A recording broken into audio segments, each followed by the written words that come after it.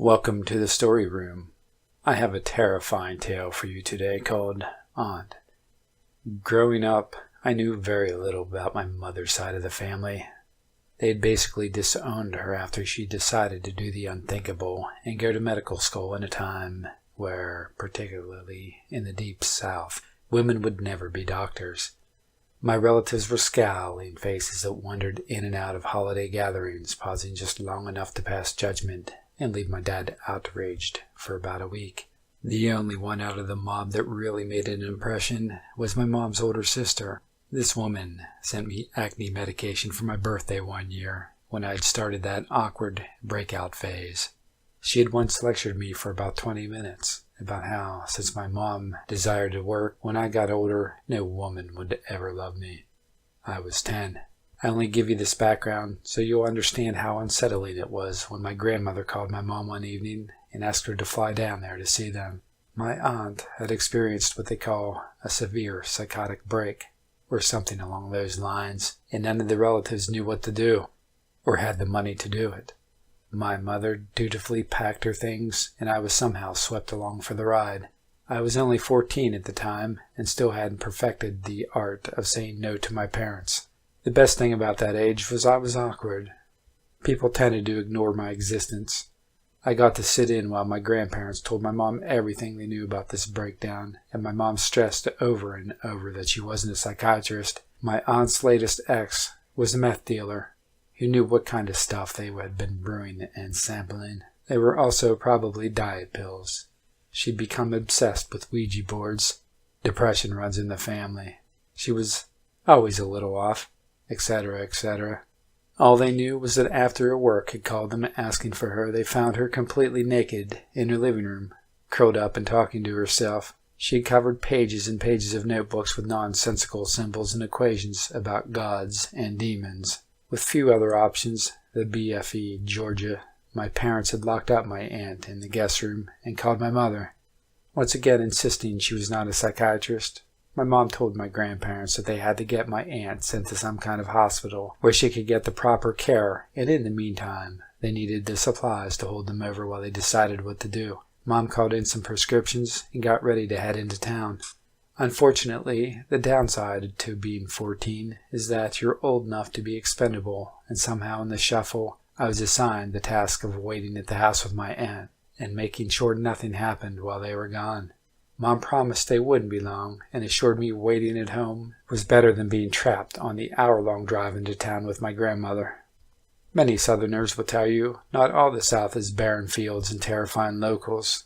Some parts have amazing natural beauty. This is completely true, and anyone closed-minded enough to bypass an entire section of the countryside based on stereotyping is really missing out. Unfortunately, this house was not located in any of those areas. This was miles of red clay, tobacco crops, pine trees, power lines, the family house, me, and my crazy aunt in the back room. There was no cable, no internet, and next to no cell reception. I was stuck listening to my CD player and playing Tetris on the couch, counting the agonizing minutes until my mom came back. Because time moves slowly out there, I can't really tell when I was clubbed from behind. The thud was dull, but the pain exploded in the back of my skull. I used to think that cartoon characters seeing stars was just a cutesy animation, but I swear my vision erupted into different colors as I tried to regain my senses. I didn't drop like people in the movies do, though. I was vaguely aware of someone grabbing my arms and dragging me from the sofa to the chair. I even stumbled a little in response. Unfortunately, the static wasn't clear enough for me to stop them, as my hands were tied to the arms with something thin enough to cut. It was only after my midsection had been bound and my throat was well on its way that I snapped to. I rocked my head back and forth to get away, but it was no good. What I now realized was brown twine was roped around my neck to keep me upright. I can't look at that stuff anymore without itching. Her work momentarily finished, my aunt moved around the chair to face me. She'd never been an attractive person, but at that point she looked like a topless. Holy hell. The meth had left her with open sores, some of which she had scratched into ragged, weeping holes. Her arms were covered in blackening holes, all oozing rot. When she grinned, I got a good look at the infamous meth mouth. I can't even describe the smell. That wasn't just from her wounds either. She'd caked poop all over her legs, up to the scratches around her sagging breasts. But the worst part was a strange glint in her eyes. There was someone home up there, but it was more feral than a person. When my eyes locked on hers, she grabbed a bit of her short blonde hair and tugged hard enough for her eyebrows to raise. "You see this? They say I can take your hair for myself." Panic was finally starting to register as I realized what was happening. Too tiny to be much of a fighter, I mostly just started hyperventilating and staring. I remember realizing that I couldn't remember the word for what Indians used to do to their war victims, but it was definitely about to happen to me. I started squeaking a little and trying to yell out as she disappeared into the kitchen for a moment and reappeared with a knife. Thankfully, she just grabbed a clump of my hair and started trying to saw it off close to my scalp. It still hurt enough for me to finally cry out over it. Likely unsatisfied with the results thanks to the dull knife and thick hair, her attention turned back to my face. "That's nothing," she hissed. From behind my back she produced a hammer, probably what she hit me with in the first place. The next swing brought it down on my left index finger. The fingernail cracked from the strength of the blow. My sobbing only made my aunt laugh harder, and she tossed aside her tangles of hacked-off hair in favor of digging out the nail pieces and ripping them away one by one. The pain was so bad I nearly threw up. This process repeated for the middle finger and my thumb, though for some reason the thumb took 3 swings to crack thanks to the odd angle it was at. I vaguely noticed something through the pain, and she yanked the left nail bit out from under the bed. Her head was tilted slightly and her mouth was hanging open. She was listening to something. She finally stopped picking at my fingernails and leaned over to take my index finger into her mouth and suck on. My mind started desperately pulling itself together. I had to get out of there, but there was no way out. No matter how much I screamed, no one was around for miles. I had to survive long enough for my mother to get home. What if this lunatic killed my mother, though? Somehow, I choked out some version of, "Why are you doing this?" My aunt looked up from where she was sucking and narrowed her eyes, as if indignant that I had interrupted. She sat up and proceeded to spit some of the blood she'd been drinking into my face. "They chose you, and I hate you." At this point, she started ranting. I wish I could reproduce exactly what she said, but the details are blurred, half because this memory was so diligently repressed for so long, and half because none of it made any sense at all. It was something about a Dark Lord and people in the walls, but there was also talk of the government and radio waves. What I do recall is that she paused and leaned in so close that our noses were nearly touching. The smell of her breath was so horrible I could taste it in my mouth. "I know," she whispered. "You can smell my brain rotting, but let me tell you, he's not joking. He wants your skin." Her tongue stretched out of her mouth and wormed itself over the lower half of my face. I started sobbing and gagging at this point. She tried to get her tongue into my mouth, but I spat at her, which enraged her. She screamed at me to be quiet and swung the hammer at my mouth. One of my front teeth hit the floor, and the others weren't in much better shape. My memory is fuzzy from here on out, mostly a blur of fear and pain. I was completely sure I was going to die an agonizing death, and the blood loss now occurring didn't do anything for my thinking. I was aware of her shuffling away. I know she returned. My next clear memory of her is using a marker on the old wood floor to reproduce what I recognized as a Ouija board. Only half the letters were actually letters. The rest were twisted symbols that must have made sense to her in her addled mind. However, the standard hello and goodbye were obvious enough for the connection to be made in my head. My aunt took great care in creating this, focusing like a preschooler with some sort of demonic macaroni art. The whole time she muttered to herself, but I never caught a clear sentence out of this. Using a glass coaster as a planchette, she set to work summoning something. By this point, I was silent, save for the sucking of air in through the new gap in my mouth. The room had completely gone still. Nothing happened for several moments. The atmosphere was suffocating as every nerve in my body stood on edge. Without warning, the coaster slid to its first destination, making a screech as the wood scraped against the glass. I couldn't keep track of what was spelling out, and the nonsense symbols made it all the more difficult, but my aunt watched closely and nodded sagely every so often.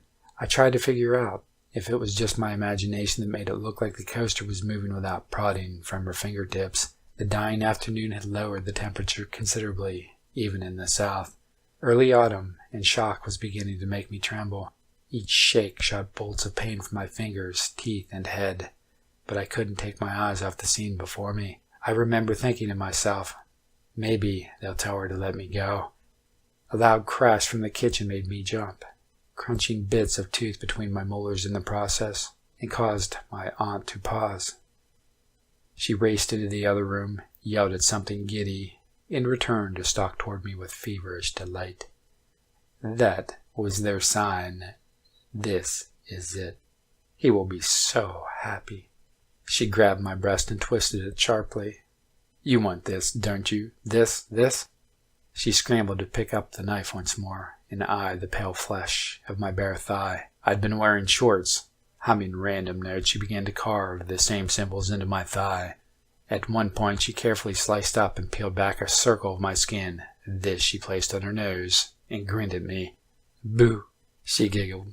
You just loved that when you were little. I firmly believe that shock and blood loss, as well as the concussion, I had no doubt were the cause of what I began to see next. While she carved into my leg, I stared at the far corner of the room. I was convinced I saw a shadow gathering there. In reality, it was probably just the setting sun chasing away the light, but I was so certain that the darkness was taking shape. I've never experienced sleep paralysis, but the feeling I had been almost exactly the same. Something was watching us, something evil. It wanted to revel in my torture. The sheer madness of the entire situation convinced me that this was the one my aunt had been babbling about. If there was in fact a creature that wanted my flesh, it was definitely descending upon us. I screamed, my throat ragged. I continued to try to get her off, but the wiggling only dug her knife deeper. If you stay still, I'll be very careful, she sang. My eyes locked on the shadow and I began to plead. I begged her to let me go. I promised her I'd let her run free. I said I'd never tell my mom who had done this. I told her I'd let her have anything she wanted if she would just please stop this. In response, she put her finger to her lips and shushed me. Do you hear that? She froze and I held my breath. I strained in my ears. Honestly, there could have been nothing but the blood rushing in my head, but my poor brain translated this into a faint whisper. My aunt grinned at me. They come. They want you. And he will take it. Yes, he will. Yes, he will take what he wants. She said this with a sort of reverence that chilled me. She used her legs to force mine apart and pointed the tip of the knife at my crotch. I'll slice you wide enough for them to all crawl inside. I'll stuff them into you, all inside. She giggled, though her eyes suddenly became pained. She moved her face in close and clawed at one of the sores on her cheeks. I can feel them crawling out of me, she moaned.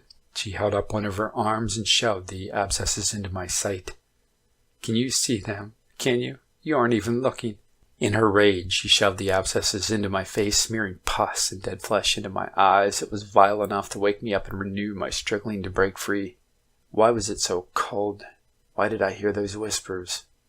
My aunt was wailing and clawing at her arm, momentarily taken by the need to dig out whatever was killing her skin. I desperately railed against the bonds enough to make the chair jump. Ceasing this momentum, I rocked side to side enough to tip over to my right. Unfortunately, my neck had been tied to something else behind me. I was stuck trying to position my legs to keep the chair from sliding further and further, strangling me. This broke my aunt out of her lapse in attention. With a snarl, she kicked at my leg, and the jerk left me gasping for air. My vision was beginning to blur. My gaze moved past my aunt and into the shadow. In the darkness, it had begun to spread out from the corner like an ink drop. There were faces. I was sure of it. There were faces in that thing that were coming to claim me. I was mesmerized as my eyes tried to focus on the shifting form. I forced my burning, bleeding leg to keep me propped up, but the darkness was becoming deeper and moving closer. It would take me. It would seep out my soul through all the cuts and bruises in my body. This sounds slightly profound now, but at the time all these thoughts were occurring instantaneously as I gave way to pure panic. My heartbeat pounded a thundering cadence in my ears as he seeped toward me. I didn't even hear my aunt slip away before the scream hit my ears and lights flooded the room. Again at this point my memory dulls. My mother rushed in and found me in that state. She rushed me to the hospital with my grandparents while calling the police. While I was recovering overnight, the small force of local cops searched the fields and forests for my aunt. Bulletins were put out. A deputy even went door to door down the single road by the house and warned the neighbors to stay inside and lock their doors. What I found more disturbing was the fact that my aunt had been tied down to the bed and locked in that room. The officer said that the ties looked like they had been chewed and ripped off, but the door wasn't forced open.